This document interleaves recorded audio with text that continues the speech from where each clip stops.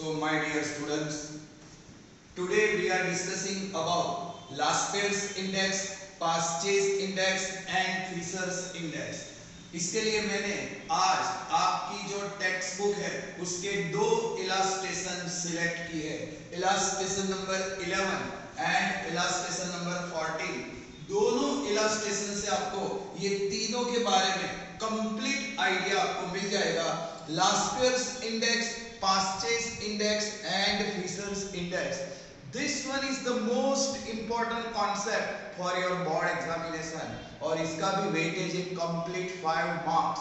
अगर ये आपको एग्जाम में आता है तो मिनिमम और मैक्सिमम 5 मार्क्स आपको मिल जाएंगे। यहाँ देखो ये क्वेश्चन है आपकी, अगर आपके पास टेक्स्ट बुक है तो इलास्ट्रेशन नंबर 11 क्वेश्चन चेक कर लो पहले। You are given 3 items, rice, milk, bread and banana. You are given price of 2016 and price of 2015. Quantity of 2016, quantity of 2015. ये जो लास्पर्स इंडेक्स है, Purchase इंडेक्स है, Fisher's इंडेक्स है, उसमें सबसे बड़ी बात क्या है? What is the difference between the previous concept and current concept? यहाँ देखो you are given not only price but also quantity. Here also देखो you are given not only price but also quantity. तो in this concept price along with quantity both are given. This is also known as weighted index. तो यहाँ देखो 2016 आपको पहले दिया है तो ये हो जाएगा करंट ईयर। 2015 वो आपको बाद में दिया है, ये हो जाएगा previous year, that is the base year. तो here the current year is 2016 and the base year is 2015. Same way जैसे मैंने आपको पहले बोला था कि whatever the information you are given for the 2 period, जो लेटेस्ट पीरियड है वो करंट ईयर हो जाएगा और जो पास्ट पीरियड है वो बेस ईयर हो जाएगा। तो यहाँ आपको इंफॉर्मेशन है 2016 एंड 2015। तो 15 year consider as base year and 2016 consider as current year. Here you are given price and quantity. तो current year price denoted by P1 and current year quantity denoted by Q1. So here price and quantity, P stand for price and Q stand for quantity. 1 stand for current year. 2016 is a current year. So price of current year denoted by P1. Quantity of current year denoted by Q1. So here the first column is P1 and Q1. P1 stand for current year price, Q1 stand for current year quantity. Same way 2015 is a base year. Here also you are given price as well as quantity. तो price के लिए यहाँ आएगा P0 because this is base year and quantity के लिए आएगा Q0 माने quantity of base year। तो यहाँ देखो P0 stand for the price of base year and Q0 stand for the quantity of the base year। तो आपको 4 item यहाँ 4 कॉलम मिल गए, P1, Q1, P0 and Q0। क्यों? क्योंकि जो लास्पर्स एंड Purchase की जो फॉर्मूला है उसमें देखो लास्पर्स की फॉर्मूला क्या है? Index is equal to sigma P1 Q0 divided by sigma P0 Q0 into 100। तो आपके पास फर्स्ट कॉलम आएगा P1 Q0, सेकंड कॉलम आपको बनाना पड़ेगा P0 Q0।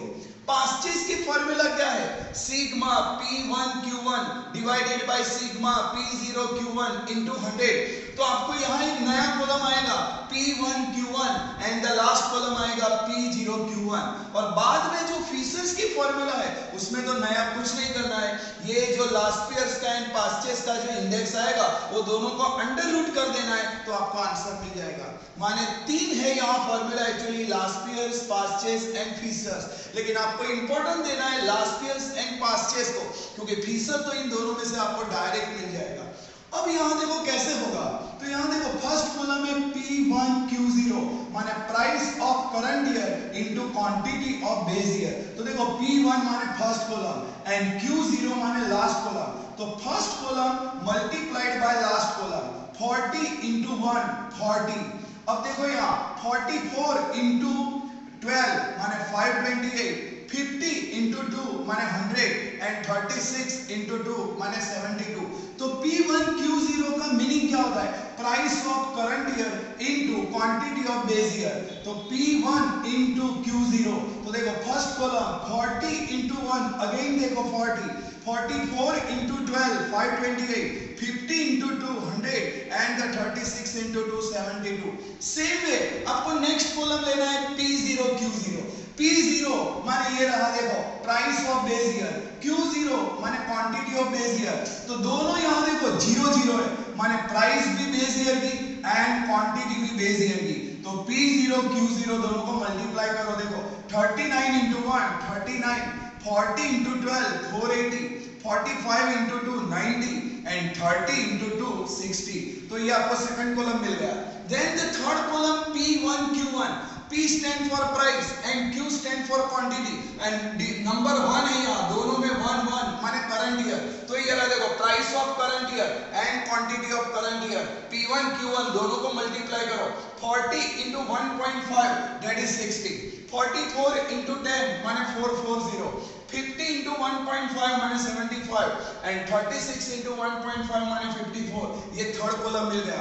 And you need the last column, that one is P0 Q1, P0 माने price of base year and Q1 माने quantity of current year, तो ये देखो P0 and Q1, 39 into 1.5 58.5, 40 into 10 400, 45 into 1.5 67.5 and 30 into 1.5 45।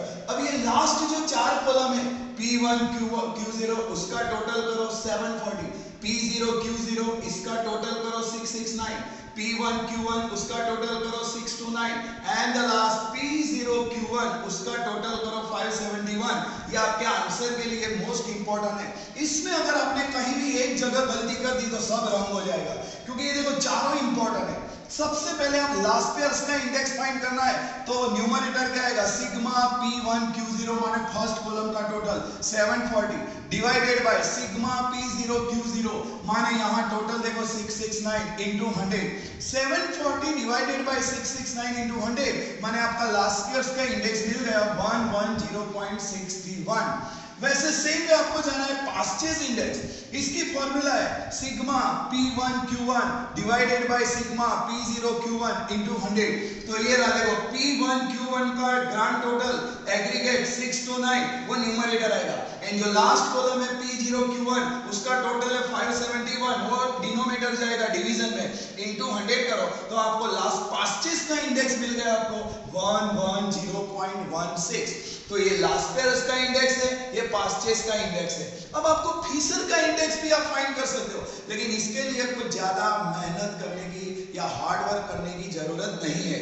ये जो last pairs का answer आया और ये जो पास्चेस का आंसर आया उसको अंडर रूट कर दो, माने ये फॉर्मूला है देखो Fisher's index is equal to under root Laspeyres index into Paasche's index, Laspeyres का इंडेक्स है 110.61 एंड पास्चेस का इंडेक्स है 110.16, दोनों को अंडर रूट में डालो, मल्टीप्लाई करके रूट फाइंड करो, तो आपको मिल जाएगा 110.38, ये आपको मिल गया फीसर का इंडेक्स। इन तीनों में द आइडियल माने बेस्ट इंडेक्स कौन सा है, तो फीसर का है, Fisher's index known as the best index, लेकिन जरूरी नहीं है, ये भी इतना ही इंपॉर्टेंट है, पास्चेस का भी इंपॉर्टेंट है, फीसर का भी, लेकिन अगर आपको एग्जाम में पूछेगा आइडियल इंडेक्स कौन सा है, द बेस्ट फॉर्मूला कौन सी है, तो the best formula of index is given by the Fisher because the Fisher's index is considered as the best index, that is the ideal index. तो यहाँ देखो एक कैरेक्टर क्या है उसका, चाहे वो लास्ट पेयर्स हो, चाहे वो पार्सल हो, पास्चेस हो या फीसर्स हो, तीनों का जो आंसर है वो एकदम क्लोज आएंगे। देखो ये आंसर में ज्यादा फर्क नहीं है, तीनों आंसर देखो 110.61, 110.16, 110.38, माने जो बेसिक है 110, 110, 110 वो तो एकदम नजदीक है, वेरी क्लोज है। तो ये तीनों में एक कैरेक्टर है कि आप कोई भी मेथड से करो आंसर में ज्यादा डिफरेंस नहीं आएगा। अगर कोई भी आंसर आपको बहुत ज्यादा डिस्टेंस लगता है तो समझ लो आपने कहीं ना कहीं मिस्टेक की है, या तो आपने फॉर्मूला रॉन्ग लिए या आपका कैलकुलेशन रॉन्ग है। अब यहाँ आप कैसे जज करोगे, तो तो समझो ये लास्ट पेयर्स इंडेक्स है आपका 110.61। अभी आपको मालूम है कि base year index is always 100, तो इसमें से 100 माइनस करो तो इसका मतलब हुआ प्राइस लेवल इंक्रीज्ड बाय 10.61, क्योंकि इसमें से अगर आप 100 माइनस करो, समझो यहां से अगर हम माइनस करेंगे 100 बेस ईयर इंडेक्स तो आंसर आएगा 10.61%। That is, according to the last year's price level increased by 10.61%.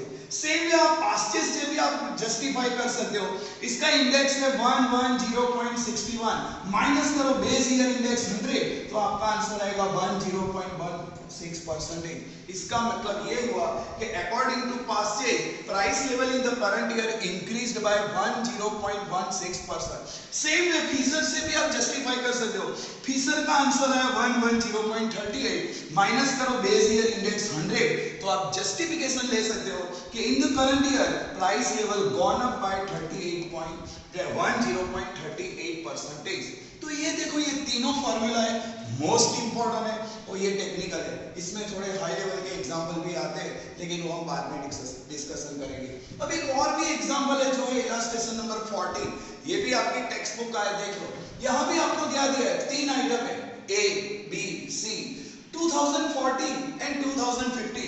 यहाँ आपको क्या करना है, ये 14 माने ओल्ड ईयर है, वो बेस ईयर हो जाएगा, 15 वो करंट ईयर हो जाएगा क्योंकि वो लेटेस्ट है। तो यहाँ भी देखो प्राइस क्वांटिटी, लेकिन इसके कंपेयर में यहाँ रिवर्स हो जाएगा। यहाँ 2014 आपको स्टार्टिंग में दिया है और 2015 आपको बाद में दिया है, तो ये 14 हो जाएगा बेस ईयर और 15 हो जाएगा करंट ईयर। यहाँ प्राइस बेस ईयर की P0, क्वांटिटी बेस ईयर की Q0, प्राइस करंट ईयर की P1 and quantity current year की Q1। सेम है, ये दोनों में ज्यादा फर्क नहीं है, लेकिन फर्क क्या है, here you are given 16 and 15। पहले आपको 2016 दिया है और फिर 2015 दिया है, माने इसमें लेटेस्ट ईयर आएगा 2016 which is current year and the old year आएगा 2015 that is 2015 is considered as base year, that is the past year. यहां देखो आपको थोड़ा टर्न कर दिया है, स्टार्टिंग में दिया है 2014, देन दिया है 2015, माने ओल्ड ईयर हो जाएगा 2015 which is base year and current year हो जाएगा 2015 दैट इज करंट ईयर। अब यहां देखो, ये हो जाएगा P0 Q0 for base year, P0 stand for price, Q0 stand for quantity of the base year. यहां P1 Q1, P1 stand for the price of current year and Q1 stand for the quantity of current year. Same way जैसे यहां किया, चार column ये common लेना है। देखो, first column always लेना है P1 Q0, second column always लेना है P0 Q0, third column always लेना है P1 Q1 and last column always लेना है P0 Q1। ये आपको थोड़ा लर्न जैसा कर देना है, ये ऑर्डर में ही लेना है, दिस बाद में this then this then this. इससे आपको फार्मूला याद रखने की भी जरूरत नहीं पड़ेगी। देखो, लास्ट ईयर्स में ये P1 Q0 ऊपर आएगा न्यूमरेटर, ये P0 Q0 नीचे आएगा डिनोमिनेटर। जैसे पास्टेज में देखो, P1 Q1 ऊपर आएगा numerator and the last one P0 Q0 नीचे आएगा डिनोमिनेटर। तो फार्मूला भी आपको याद रखने की जरूरत नहीं रहेगी। ये आपको कॉलम जो है, वो जो नए कॉलम कैलकुलेटिव जो बनाने हैं वो आपको ऑर्डर में बनाना है। ये सेम कॉलम अभी इधर ले लो आपको। देखो, फर्स्ट कॉलम आया P1 Q0, P0 Q0, then P1 Q1 and last P0 Q1। लेकिन यहाँ देखो थोड़ा ऑल्टर कर दिया है, P0 Q0 P1 Q1, तो आपको लेना है P1 Q0। P1 माने ये देखो और यहाँ ये बोला, और Q0 माने ये बोला, तो 20 into 10 माने 200, 24 into 9 माने 216 एंड 40 into 16 माने 640, ऐसे आएगा। तो थोड़ा ध्यान रखना पड़ेगा आपको, अदरवाइज आपकी मिस्टेक हो सकती है, कंप्यूटेशन मिस्टेक होगी। यहाँ कोई स्पेशल स्किल या एबिलिटी की रिक्वायरमेंट्स नहीं है my dear students. Second column देखो P0 Q0, माने देखो P0 Q0 दोनों को मल्टीप्लाई करो, 16 into 10 160, 20 into 9 180 एंड 32 into 16 512। वैसे ही आपको और दो कॉलम बनाने हैं, P1 Q1 माने ये देखो P1 Q1 एंड लास्ट में P0 Q1 माने ये देखो P0 and Q1 first and last. ऐसे आपको मल्टीप्लाई करके ये कॉलम बनाने। तो फर्स्ट का टोटल आएगा 1056, सेकंड का टोटल आएगा 852, थर्ड का टोटल आएगा 1116 एंड द लास्ट का टोटल आएगा 900। अब ये क्वेश्चन में और कुछ क्या है, यहाँ क्या था कि तीनों के लिए आपके फाइंड करना था, आपको लास्ट ईयर्स का भी फाइंड करना था, पास्चेस का भी फाइंड करना था एंड फिशर का भी फाइंड करना था।